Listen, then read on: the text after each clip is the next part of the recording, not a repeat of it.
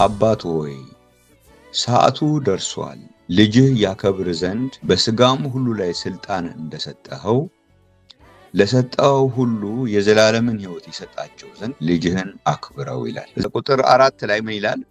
እኔ ላደርገው የሰጠኸኝን ሥራ ፈጽሜ በምድር አከበርኩህ ይላል። አሁንም አባት ሆይ ዓለም ሳይፈጠር ባንተ ዘንድ በነበረኝ ክብር አንተ በራስህ ዘንድ አክብረኝ ይላል። እንግዲህ ምን አይነት ክብር ነው የነበረው? ይህንንም እናያለን። ከአብ በተለየ አካል የራሱ አካል ሆኖ አካላዊ ሆኖ ነው ክብር የነበረው ወይስ በሌላ መልክ ነው ክብር የነበረው? መጽሐፍ ቅዱስ ምን ይላል? ስለዚህ ይህንንም ለይተን እናያለን።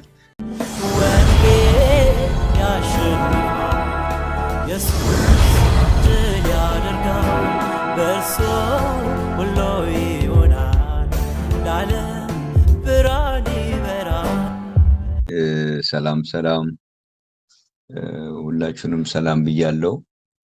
እግዚአብሔርን እናመሰግናለን።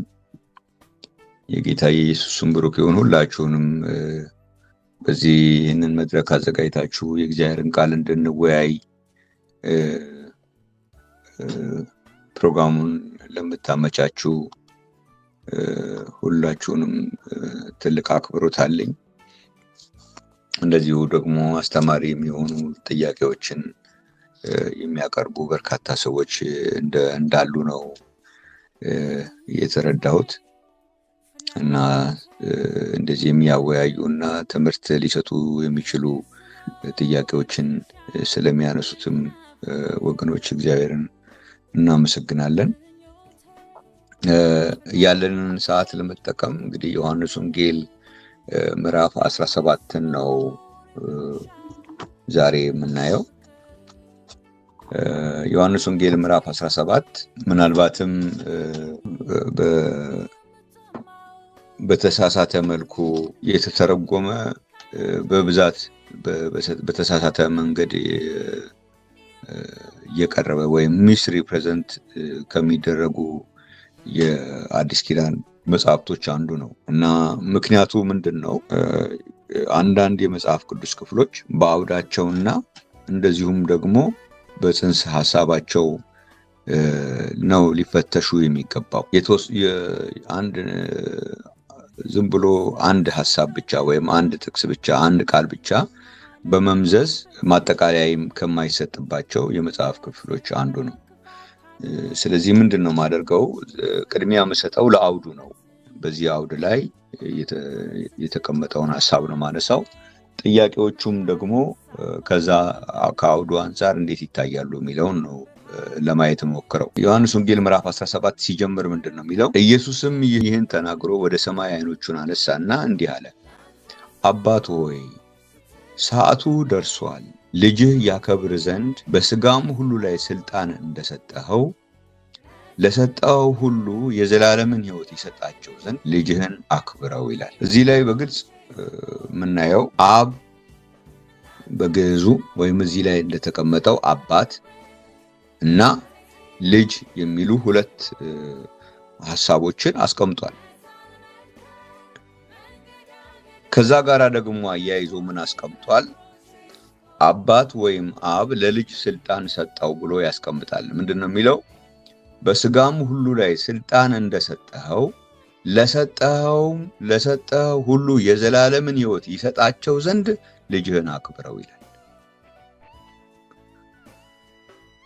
የሚከብርበት ምክንያት ደግሞ እሱ ክብር ስላነሰው ወይም ክብር ስለሚያስፈልገው ሳይሆን ለሰጣቸው አንተ ለሰጣቸው ወይም አብ ለሰጣቸው የዘላለምን ሕይወት ለመስጠት ክብር ማግኘት አለበት ከአብ ይላል። ስለዚህ አንድ ስልጣን የሚሰጥ አብ የሚባል አለ። ሌላው ደግሞ ስልጣን የሚሰጥ ስልጣንን ደግሞ ተቀብሎ የዘላለም ሕይወትን ለሚገባቸው ለመስጠት ደግሞ የተዘጋጀ ወልድ ደግሞ አለ ማለት ነው። የአብና ወልድ ግን በምን አይነት ሁኔታ ሆኖ ነው ይህንን ስራ የሚሰራው የሚለውን እዚህ ላይ ግልጽ የሚያደርገው ነገር የለም። በአካል ተለያይቶ ነው ወይስ በገጽታ ተለያይቶ ነው የሚለውን እንግዲህ እየወረድን ክፍሎቹን እያየን እንቀጥላለን። ቁጥር 3 ላይ ይሄንን አሁን አብ ብሎ ከላይ ያስቀመጠውን ምን ብሎ ያስቀመጠዋል? እውነተኛ አምላክ ብቻ የሆንክ አንተን ይልና ከዛ ደግሞ ልጅ ብሎ ያስቀመጠውን ደግሞ ሲገልጸው የላከውንም ኢየሱስ ክርስቶስን ያውቁ ዘንድ ይህች የዘላለም ሕይወት ናት ይላል። ስለዚህ ስለ አብና ስለ ወልድ ያለን ዕውቀት ከእውቀት በላይ ነው። ምን ማለት ነው? የዘላለም ሕይወት ጉዳይ ነው።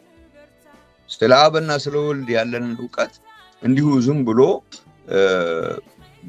ብናቀውም ባናቀውም ለውጥ የማያመጣ አድርገን ልንይዝ አንችልም። ከአውድ አንጻር ነው የምላችሁ። አንዱ ምክንያት ይሄ ነው። ለምሳሌ ብናቀውም ባናቀውም ከዘላለም ሕይወት ጋር የማይገናኙ ብናቀው ግን ጥሩ የሚሆኑ ዕውቀቶች አሉ። ለምሳሌ ራዕይ መጽሐፍ ላይ ጥናት ብታደርጉ ብዙ ነገሮች የምታቋቸው ማጣቋቸውም ነገሮች ሊገጥሟችሁ ይችላል። ግን እነዛ ነገሮች ማወቃቸውም አለማወቃቸውም ብናቀው ጥሩ ነው፣ ለዝግጅት ይጠቅማል። አለማወቃችን ግን የዘላለም ሕይወት አይከለክልም። እዚህ ቦታ ላይም ያለውን ነገር እግዚአብሔርን እንደፈለግነው መንገድ አብና ወልድን እኛ እንደፈለገን እንደገመት ነው ሰው በተረዳው በፈለገው መንገድ ቢረዳውና ቢለው ችግር የለውም የሚያስብል አይደለም። ከዘላለም ሕይወት ጋር የሚገናኝ ጉዳይ ስለሆነ ስለ አብና ስለ ወልድ ያለን አመለካከት መጽሐፍ ቅዱሳዊ መሆኑ በጣም ወሳኝ ነው።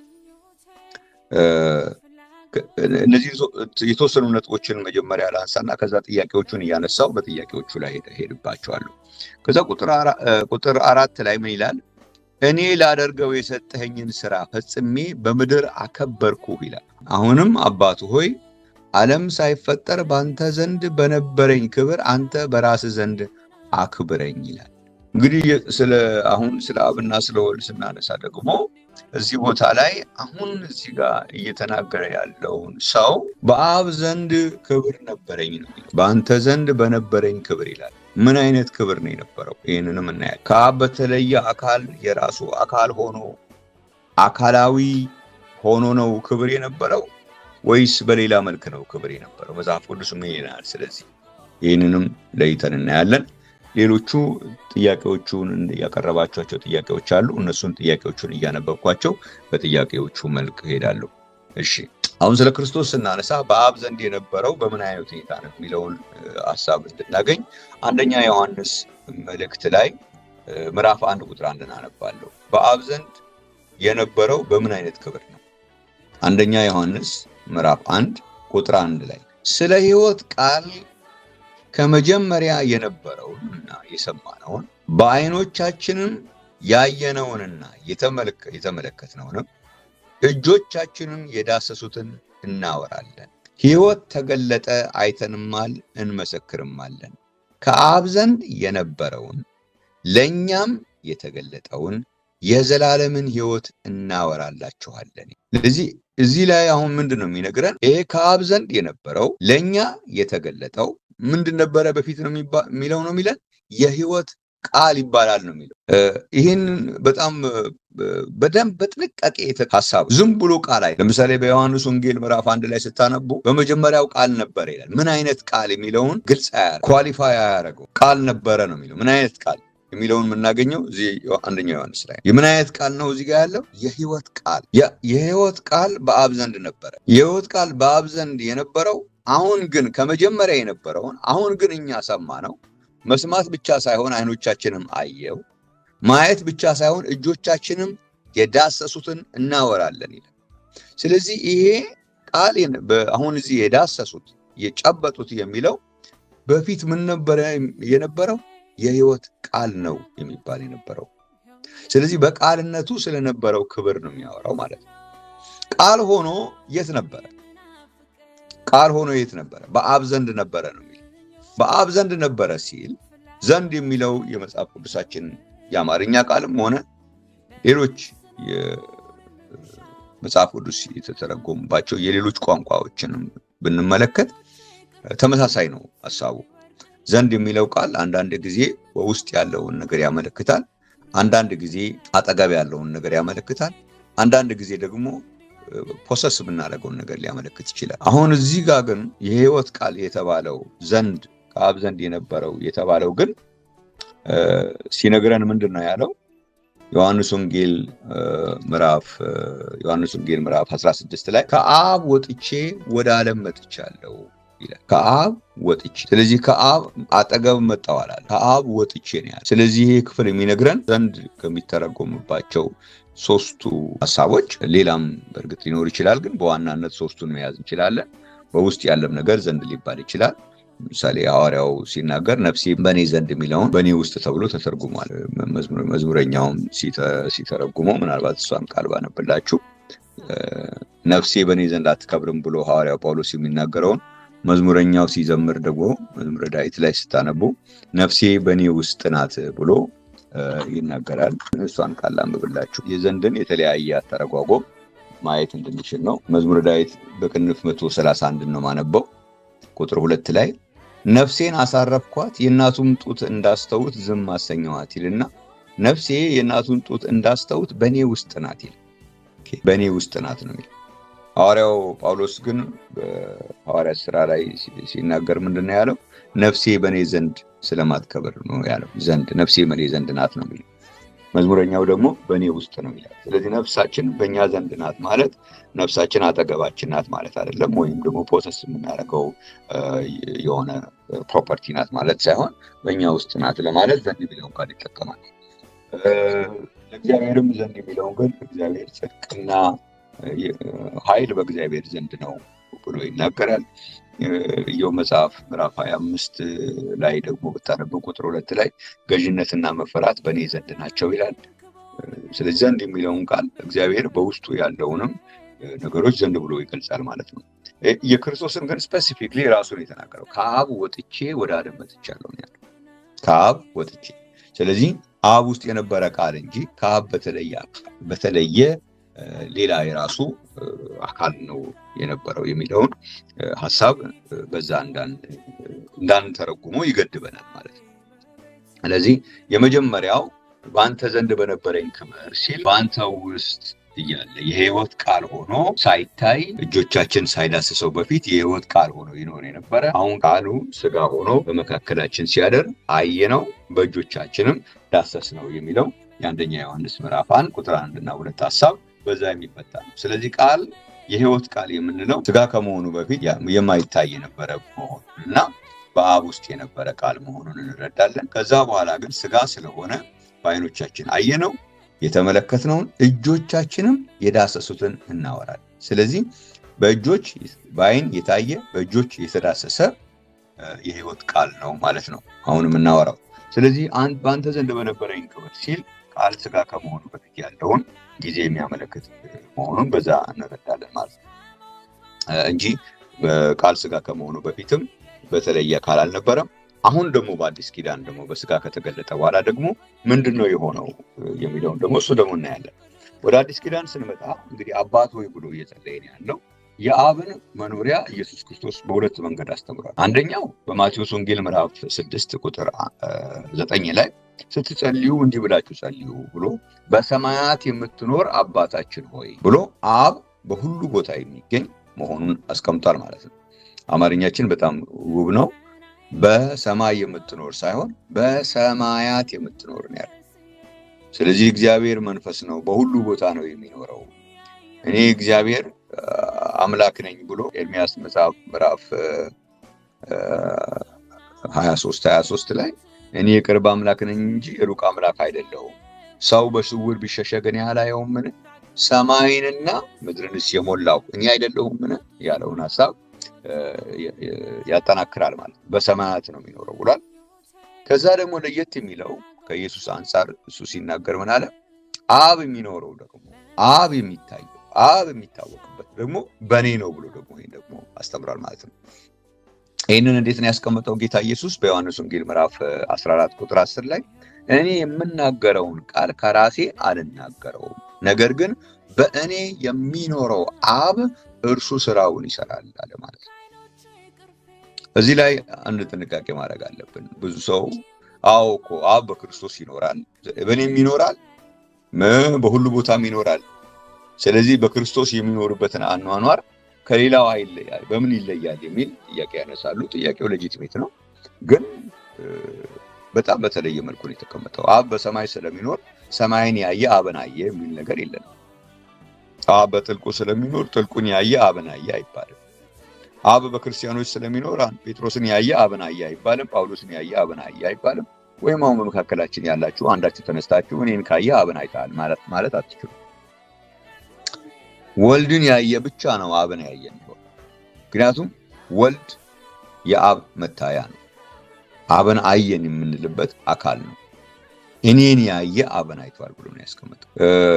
ወልድ በአብ ይኖራል ስንል በሌላው ቦታ ከሚኖረው ሌላው የሚለየው ምንድነው? በኔ የሚያምን ይላል በዮሐንስ ወንጌል ምዕራፍ 12 ቁጥር 44 ላይ በኔ የሚያምን በላከኝ ማመኑ ነው እንጂ በኔ አይደለም። ስለዚህ አንድ ሰው በኢየሱስ ሲያምን በአብ አምኗል ነው የሚለው። በሰማይን ያመነ ሊባልም አይችልም። ሰማይ የሚታመን ነገር አይደለም። ወይም በጥልቁ ያመነ አብን አምኗል መባል አይችልም።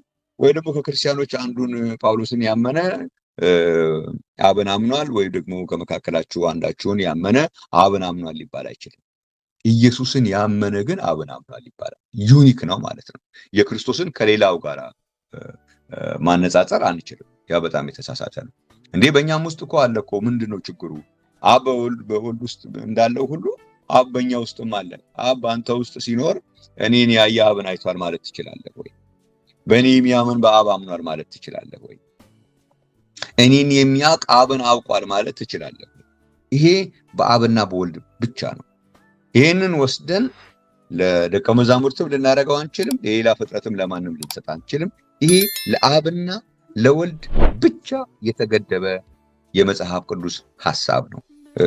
እግዚአብሔር ይመስገን። ስለዚህ በመጀመሪያ ቃል የነበረው ከመታየቱ በፊት በአብ ውስጥ ነው የነበረው። ቃል ሥጋ ከሆነ በኋላ ደግሞ በወልድ ውስጥ አብ ይኖራል፣ እንዲሁም ደግሞ አብ በሁሉ ቦታ ደግሞ ይኖራል። ስለዚህ ኢየሱስ ክርስቶስ በዮሐንስ ወንጌል ምዕራፍ 17 ላይ አባት ሆይ ሲል በውስጡም ወዳለው በሁሉ ቦታ ወደሚኖረው አብ ነው ማለት ነው አባት ሆይ ብሎ ሲገልጽ እንጂ ከሱ በተለየ አካል ስለሚኖር አብ ነው የሚያወራው ማለት አንችልም ማለት ነው። ስለ አብ ኢየሱስ አስተምሮናል። አብ የት ነው የሚኖረው? በሰማያት ይኖራል፣ በወልድ ውስጥም ይኖራል። ስለዚህ አድሬስ ሲያደርግ ወደ አብ በውስጡም ወደሚኖረው በሁሉ ቦታም ደግሞ ወደሚገኘው አብ ነው አድሬስ ያደረገው።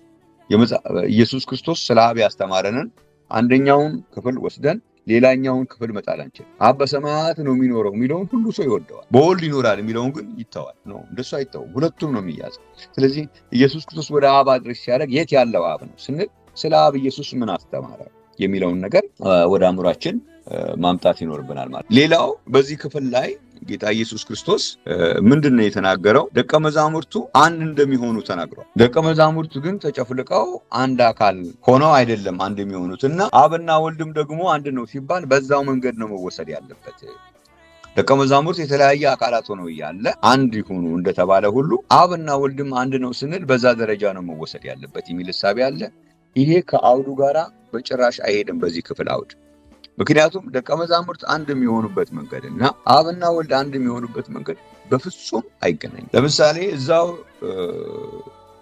ዮሐንስ ወንጌል ምዕራፍ 17 ደቀ መዛሙርት አንድ የሚሆኑበትን አንድ ምክንያት እንመልከት። ዮሐንስ እዛው 17 ቁጥር 11 ላይ እንደዚህ ይላቸዋል። ከዚህ በኋላ በዓለም አይደለሁም፣ እነርሱ በዓለም ናቸው። እኔ ወደ አንተ እመጣለሁ። ቅዱስ አባት ሆይ እነዚህ የሰጠኸኝን እንደኛ አንድ እንዲሆኑ በስምህ ጠብቃቸው። አሁን እንደኛ አንድ እንዲሆኑ ልክ አብና ወልድ አንድ እንደሚሆነው ደቀ መዛሙርቱም አንድ እንዲሆኑ ተፈልጓል። አንድ የሚሆኑበት መንገድ ግን ደቀ መዛሙርት አንድ የሚሆኑበትን መንገድ ሲናገር ምንድነው ያለው? በስምህ ጠብቃቸው ነው የሚለው። ስለዚህ ደቀ መዛሙርት አንድ የሚሆኑት በስሙ በመጠበቅ ነው። በየትኛው ስም ነው የሚጠበቁት የሚለው እሱ ሌላ ርዕስ ስለሆነ እዚህ ውስጥ አንገባም። ግን ይሄ ስም እዚህ ጋር ደቀ መዛሙርት የሚጠበቁበት ስም ግን የወልድ ስም ብቻ ሳይሆን የአብ ስም ነው። በስምህ ጠብቃቸው ነው የሚል። ስለዚህ ያ ኢየሱስ ክርስቶስ የሚያወራው ያ ስም የአብ ስም ነው የሚሆነው። ያ የአብ ስም ማን ነው የሚለውን በሌላ ጊዜ የምናየው ጉዳይ ነው። ወደዛ ሄድም ግን አንድ የሚሆኑት ደቀ መዛሙርት በስሙ በመጠበቅ ነው። አብና ወልድ አንድ የሚሆኑት ግን በስም በመጠበቅ አይደለም። የሚጠብቃቸው ስም አያስፈልጋቸውም። አብና ወልድ አንድ ለመሆን፣ ደቀ መዛሙርት ግን አንድ ለመሆን የሚጠብቃቸው ስም ያስፈልጋቸው። አንድ የሆኑ ዘንድ በስምህ ጠብቃቸው ነው የሚለው። የአብና የወልድ አንድ መሆን መስመርና ደቀ መዛሙርት አንድ የሚሆኑበት መስመሩ አንድ ነው ካልን አብና ወልድም አንድ ለመሆን የሚጠብቃቸው ስም ያስፈልጋቸዋል ማለት ነው። ደቀ መዛሙርት ግን አንድ ለመሆን የሚጠብቃቸው ስም ያስፈልጋቸዋል። የአብና የወልድ ግን እንደዛ አይደለም። አንድ መሆናቸው ነው እንጂ የሚያመሳስላቸው አንድ የሚሆኑበት መንገድ አይደለም የሚያመሳስላቸው። እና በጣም ብዙ ጊዜ የተለያዩ ሰዎች ይህን ትምህርት ሲያስተምሩ እሰማለሁ። ክሊር ማድረግ በጣም ስለሚያስፈልግ ነው። አንድ መሆናቸው ነው። አንድ ደቀ መዛሙርቱም አንድ የሚሆኑበት ይሆናሉ። አብና ወልድም አንድ ነው። ግን አብና ወልድ አንድ የሚሆኑበት መንገድና ደቀ መዛሙርት አንድ የሚሆኑበት መንገድ ግን መንገዱ አንድ ነው አይልም።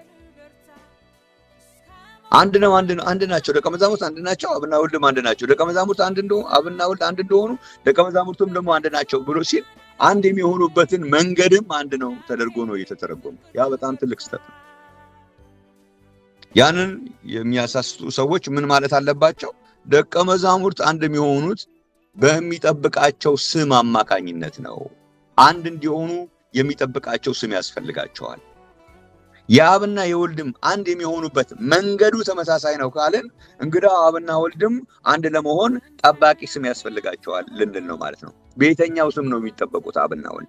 ይህንን ማወቅ ያስፈልጋል። ሁለተኛው ደቀ መዛሙርት አንድ የሚሆኑበት መንገድ ሁለተኛው ምንድነው? ቃሉን በማመን ነው። ይህንን የት ማየት እንችላለን? ቁጥር 20 ላይ እዛው ምዕራፍ 17 ቁጥር 20 ላይ ምን ይላል? ሁሉም አንድ የሆኑ ዘንድ ከቃላቸው የተነሳ በእኔ ስለሚያምኑ ደግሞ እንጂ ስለነዚህ ብቻ አልለምንም ይላል። ከቃላቸው የተነሳ በእኔ ስለሚያምኑ ምን ለመሆን? ሁሉም አንድ የሆኑ ዘንድ። ስለዚህ አንድ የሆኑ ዘንድ ምን ማመን አለባቸው? ቃሉን ማመን አለባቸው። ስለዚህ ደቀ መዛሙርት አንድ የሚሆኑት ቃሉን በማመን ነው። የአብና የወልድ አንድ የሚሆኑበት መንገዱ ነው የሚመሳሰለው ብሎ ካሉ አብ ምናምን ሆኖ አንድ የሚሆነው ወልድ ምናምን ሆኖ አንድ የሚሆነው። ሌላው ደቀ መዛሙርት አንድ የሚሆኑት ክብሩን በመቀበል ነው ይላል። ዮሐንስ 17:22 ላይ ስታነቡ ምን ይላል? እኛ አንድ እንደሆንን አንድ የሆኑ ዘንድ እኔም በእነርሱ አንተም በእኔ ስትሆን በአንድ ፍጹማን እንዲሆኑ የሰጠኸኝን ክብር እኔ ሰጥቻቸዋለሁ ይላል። በአንድ ፍጹማን እንዲሆኑ የሰጠኸኝን ክብር እኔ ሰጥቻቸዋለሁ። ስለዚህ አንድ ለመሆን የምንቀበለው ክብር አለ። ክብር በመቀበል ነው አንድ የምንሆነው።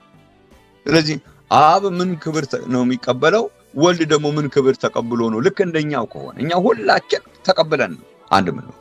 ደቀ መዛሙርት አንድ የሚሆኑ የሆነ ደቀ መዛሙርቶች ክብር ተቀብለው የሆኑ ደግሞ የማይቀበሉ የሉም። ሁሉም አንድ አካል እንዲሆኑ አንድ እንዲሆኑ የተባለላቸው ደቀ መዛሙርት ክብር ተቀብለው ነው። ስለዚህ አብና ወልድም ክብር መቀበል አለባቸው ማለት ነው። መንገዱ ነው አንድ ካለ ደቀ መዛሙርት አንድ የሚሆኑበት መንገድና ባልና ሚስት አንድ የሚሆኑበት መንገድ አንድ አይደለም።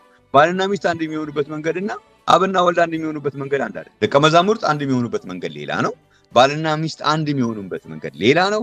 አብና ወልድ አንድ የሚሆኑበት መንገድ ደግሞ ሌላ።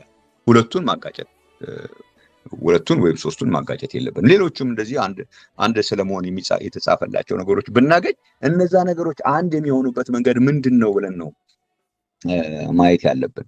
ስለዚህ ደቀ መዛሙርት በሙሉ ክብር ተቀብለው ነው አንድ የሚሆኑት ካለን አብና ወልድም የሚቀበሉት ክብር መኖር አለበት። ወልድ ብቻ አይደለም ክብር የሚቀበለው፣ አብም ክብር መቀበል አለበት።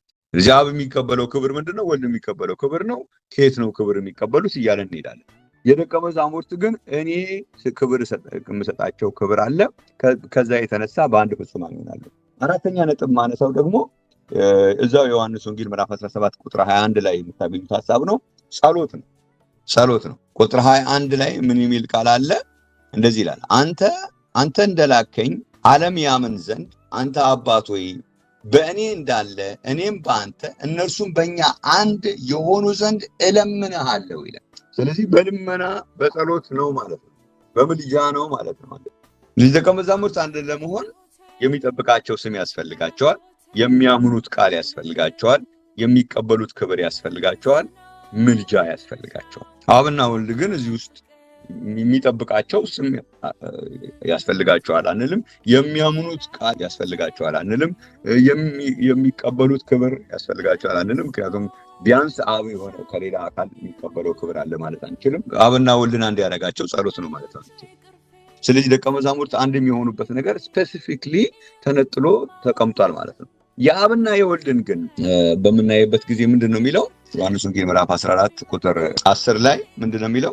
እኔ በአብ እንዳለሁ አብም በእኔ እንዳለ አታምንምን? እኔ የምነግራችሁን ቃል ከራሴ አልናገረውም፣ ነገር ግን በእኔ የሚኖረው አብ እርሱ ስራውን ይሰራል። እኔ በአብ እንዳለሁ አብም በእኔ እንዳለ እመኑኝ፣ ባይሆንስ ስለራሱ ስለ ስራው እመኑኝ ይላል። ይሄ ነው አብና ወልድን አንድ የሚያደርጋቸው። ይህንን በደቀ መዛሙርት ልናገኝ አንችል። እኔ በአብ እንዳለሁ አብም በእኔ እንዳለ የሚለውን ጳውሎስ በጴጥሮስ ውስጥ፣ ጴጥሮስ በጳውሎስ ውስጥ ሊኖር አይችልም። ለምን? ፊዚካል ቦዲ ናቸው። ይሄ በባልና በሚስትም ያው።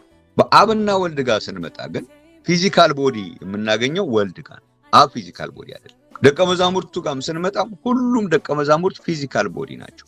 ፊዚካል ቦዲን አንድ ማድረግና አንድ ፊዚካል ቦዲ ያለውን ወልድን እና ፊዚካል ቦዲ ያልሆነውን አብን አንድ ማድረግ በአንድ መስመር በአንድ መንገድ ሊፈታ አይችልም። ለዚህ ነው ጌታ ኢየሱስ ክርስቶስ በዮሐንስ ወንጌል ምዕራፍ 10 ላይ ዮሐንስ ወንጌል ምዕራፍ 10 ቁጥር 38 ላይ እንደዚህ ነው ያላቸው፣ እኔንስ እንኳን ባታምኑ አብ በእኔ እንደሆነ እኔም በአብ እንደሆኑ ታውቁና ታስተውሉ ዘንድ ስራውን እመኑአል። አብ በእኔ እንደሆነ እኔም በአብ። ጌታ ኢየሱስ ይህንን ዮሐንስ ወንጌል ምዕራፍ 10 ቁጥር 38 ላይ የተናገረው ቁጥር 30 ላይ እኔና አብ አንድ ነን የሚለውን ክፍል እያብራራ ባለበት ሁኔታ ላይ ዮሐንስ ወንጌል ምዕራፍ 10 ቁጥር 30 ላይ እኔና አብ አንድ ነን ይላል። እንዴት ነው እኔና አብ አንድ የሆነው ስንል እኔ አብ በእኔ እኔም በአብ እንደሆንኩ ታውቁና ታስተውሉ ዘንድ። ስለዚህ የአብና የወልድ አንድነት አብ በወልድ ውስጥ አለ፣ ወልድ ደግሞ በአብ ውስጥ አለ። በዚህ መልኩ ነው የአብና የወልድ አንድ ነው። እኔና አብ አንድ ነን ሲል እኔ በአብ አብ በእኔ ነው የሚለው ነው። ደቀ መዛሙርት ግን አንድ ነው ሲባል ጳውሎስ በጴጥሮስ ውስጥ፣ ጴጥሮስ በጳውሎስ ውስጥ የሚባል ነገር የለም። ፊዚካል ቦዲ አንዱ በአንዱ ውስጥ ሊሆን አይችልም። አብና ወልድ ግን አብ በሁሉ ቦታ የሚገኝ መንፈስ ነው ብለናል ቀደም ስንናገር። በሁሉ ቦታ ይገኛል፣ በወልድ ውስጥም ይገኛል። ስለዚህ በወልድ ውስጥ ስለሚገኝ አብ በወልድ ውስጥ አለ እንላለን። አብ ደግሞ በሁሉ ቦታ ስለሚገኝ ወልድ ራሱ አብ ውስጥ ነው ያለው እንላለን። ይሄ በአብና በወልድ መካከል ብቻ ነው። ይህንን ሌላ ቦታ ፈልገን ልናገኘው አንችልም። በደቀ መዛሙርት መካከልም ይሄ ሊኖር አይችልም። አንደኛው ደቀ መዛሙርት ውስጥ ሌላኛው ደቀ መዛሙርት ደግሞ ሌላኛው ደቀ መዛሙርት ውስጥ ሊሆን አይችልም። በቢሊየን የሚቆጠርን ህዝብ አንዱ ውስጥ ልታስገቡት አትችሉም ማለት ነው። የማይሆን ነው የሚሆነው ማለት ነው። ስለዚህ ይሄ በአብና በወልድ መካከል ያለው ግንኙነት በአብና በወልድ ብቻ የሚወሰን ነው። አንድ የሚያደርግ አንድ ይሆናሉ። አንድ የሚያደርጋቸው መንገዱ ግን ይለያያል። የባልና ሚስት ሌላ ነው፣ የደቀ መዛሙርት ሌላ ነው፣ የአብና የወልድ ሌላ ነው። ስለዚህ ዮሐንስ ወንጌል ምዕራፍ 17 አንዱ በትክክለኛ ባልሆነ አውዱም ሆነ ጽንሰ ሐሳቡ በማይፈቅደው መንገድ የሚተረጎምበት መንገድ መስተካከል አለበት የምንለው ይሄ ነው። አውዱ ምላችሁ ዮሐንስ ወንጌል ምዕራፍ 17ን ስታነቡ እነዚህን 4 ነጥቦች ታገኛላችሁ። ደቀ መዛሙርት አንድ የሚሆኑበት መንገድ። ሌላው ደግሞ ጽንሰ ሐሳብ ምላችሁ መጽሐፍ ቅዱስ ውስጥ ያሉ አንድ ሆኑ የሚባሉ ነገሮች፣ አሁን እንደ ባልና ሚስትም አይነት ነገሮችን ብታስቧቸው አንድ የሚሆኑበት መንገድ ሌሎች አንድ ከሆኑበት መንገድ ጋር አንድ ሆነ ብቻ ስለሚል ብቻ ማመሳሰል እንደማንችል ለማስረዳት ያክል ነው። Yes,